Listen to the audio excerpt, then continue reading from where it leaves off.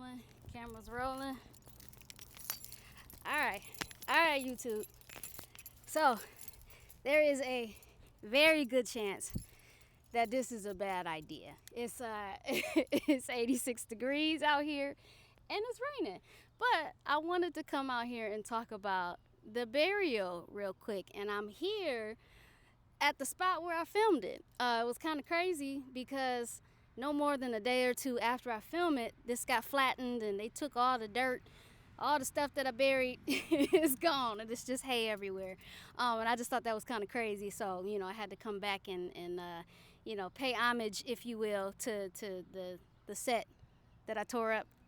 But no, I wanted to come in and chop it up with you a little bit about the burial. It was definitely a metaphor for what can happen when you let things fester, when you bury them. You know what I'm saying? Like when you decide to hide things, when you keep it, when you sweep it under the rug, if you will, and they start to fester and they come back to haunt you.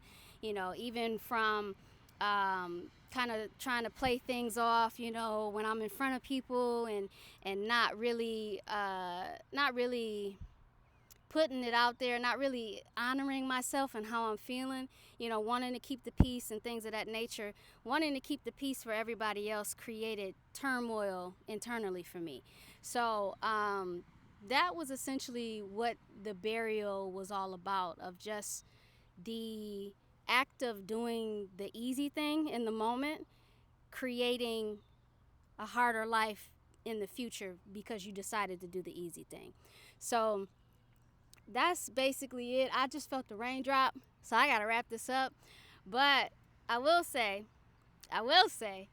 that if all goes well with the edit, there is a burial part 2 that should be coming out tomorrow.